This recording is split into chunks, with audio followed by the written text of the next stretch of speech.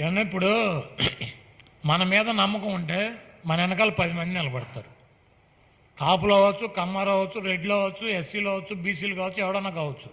ఇప్పుడు నేను గొంతు చించుకుని నా వెనకాల మీరు అందరూ ఉండండి, నా వెనకాల మీరు అందరూ ఉండండి, నేను అడుక్కున్నా కూడా ఎవడు ఉండడు. ఎందుకంటే నా సంగతులు వాళ్ళకి తెలుసు కదా. నేను ఎప్పుడు జెండా పీకేస్తానో నాకే తెలియదు.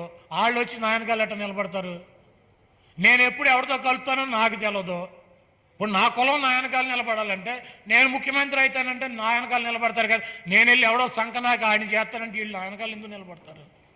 కాబట్టి మన క్రెడిబిలిటీ లేనటువంటి లీడర్స్ చంద్రబాబు నాయుడు కానీ, పవన్ కళ్యాణ్ కానీ, జగన్మోహన్ రెడ్డి గారు, రాజశేఖర రెడ్డి గారు ఈ రాష్ట్రంలో సంపాదించుకున్న క్రెడిబిలిటీ, వాళ్ళ మీద నమ్మకం. కిరణ్ కుమార్ రెడ్డి ముఖ్యమంత్రి అయినా కూడా ఆయన వర్గం అంతా జగన్మోహన్ రెడ్డి గారి పార్టీలోంచి బయటకు వచ్చి పార్టీ పెట్టినా కూడా ఎందుకు నిలబడ్డారంటే క్రెడిబిలిటీ. రాజశేఖర రెడ్డి గారు యుద్ధం చేయగలిగినటువంటి, జగన్మోహన్ రెడ్డి గారు యుద్ధం చేయగలిగినటువంటి మగాడు. ఇటువంటి వ్యక్తులు వెనకాల నిలబడితే మనకు కూడా ప్రతిష్ట పెరుగుతుందని చెప్పి ఆ రోజు కిరణ్ కుమార్ రెడ్డిని వదిలేసి జగన్మోహన్ రెడ్డి గారు వెనకాల నిలబడ్డారు. ఈ చంద్రబాబు నాయుడిని, పవన్ కళ్యాణ్ని దేని చూసి నిలబడాలి? బద్వేలు వెనకాల ఎన్నికల్లో ఇద్దరు పారిపోయారని నిలబడాలా? లేకపోతే ఎవరిని అడ్డం పెట్టుకుని ఎన్నికలు ఆపేశారని నిలబడాలా?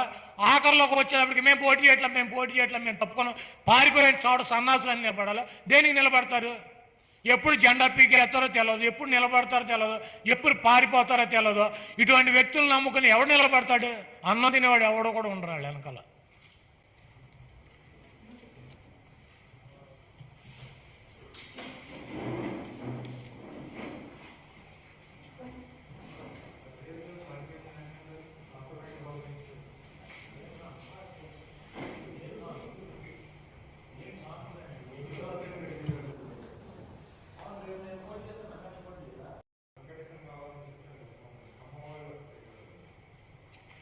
ఏమన్నా ఇప్పుడు మన మీద నమ్మకం ఉంటే మన వెనకాల 10 మంది నిలబడతారు.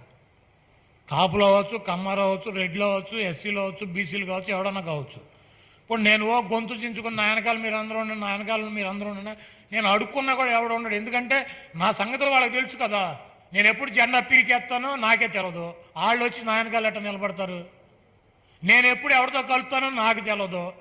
ఇప్పుడు నా కులం నా వెనకాల నిలబడాలంటే నేను ముఖ్యమంత్రి అవుతానంటే నా వెనకాల నిలబడతారు కదా. నేను వెళ్ళి ఎవడో సంకనాక ఆయన చేస్తానంటే వీళ్ళు నా వెనకాల ఎందుకు నిలబడతారు? కాబట్టి మన క్రెడిబిలిటీ లేనటువంటి లీడర్స్ చంద్రబాబు నాయుడు కానీ, పవన్ కళ్యాణ్ కానీ, జగన్మోహన్ రెడ్డి గారు, రాజశేఖర రెడ్డి గారు ఈ రాష్ట్రంలో సంపాదించుకున్న క్రెడిబిలిటీ, వాళ్ళ మీద నమ్మకం. కిరణ్ కుమార్ రెడ్డి ముఖ్యమంత్రి అయినా కూడా ఆయన వర్గం అంతా జగన్మోహన్ రెడ్డి గారి పార్టీలోంచి బయటకు వచ్చి పార్టీ పెట్టినా కూడా ఎందుకు నిలబడ్డారంటే క్రెడిబిలిటీ.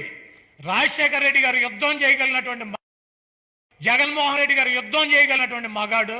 ఇటువంటి వ్యక్తులు వెనకాల నిలబడితే మనకు కూడా ప్రతిష్ట పెరుగుతుందని చెప్పి ఆ రోజు కిరణ్ కుమార్ రెడ్డిని వదిలేసి జగన్మోహన్ రెడ్డి గారు వెనకాల నిలబడ్డారు.